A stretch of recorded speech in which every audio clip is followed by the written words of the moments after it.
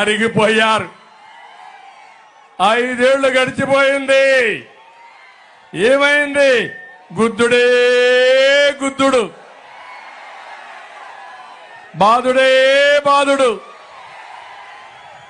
అందరూ నష్టపోయారు, అలిసిపోయారు. మీరంతా దెబ్బలు తిని తిని అలసిపోయి ఎప్పుడెప్పుడా అని చూసే పరిస్థితికి వచ్చారు.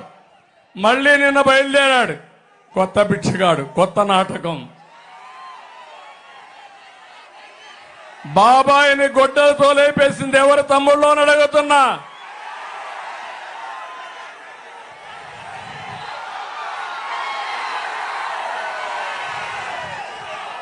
డ్రామా ఆడాడా లేదా? ఆ నేరం మా మీద పెట్టాడా లేదా? కోడికత్తి డ్రామా ఆడాడా లేదా? నిన్నే గులకరాయి డ్రామా.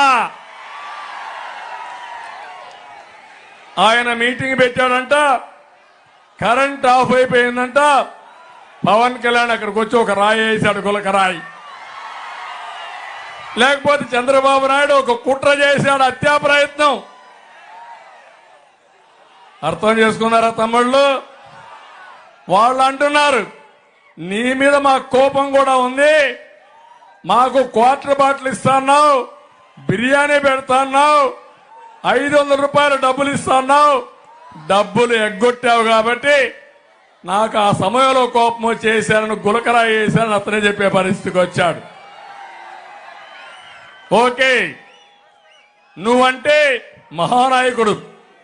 పవన్ కళ్యాణ్ గారు ఒక మాట అన్నారు, ఏదైతే ఒక అబ్బాయి, గౌడ అబ్బాయి, ఎక్కడైతే రేపల్లెలో చెల్లెల శీలాన్ని కాపాడాలని అమర్నాథ్ గౌడ్ అనే వ్యక్తి గట్టిగా ఇంట్లోకి చెప్పి అక్కను కాపాడుకోవడానికి ప్రయత్నం చేస్తే నడి రోడ్డు మీద ఇష్టానుసారంగా పెట్రోల్ వేసి తగలబెట్టారు.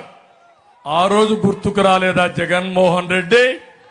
సైకో వైఎస్ఆర్ కాంగ్రెస్ నాయకులు అడుగుతున్నా. ఆ మాట అడిగాడు పవన్ కళ్యాణ్ గారు.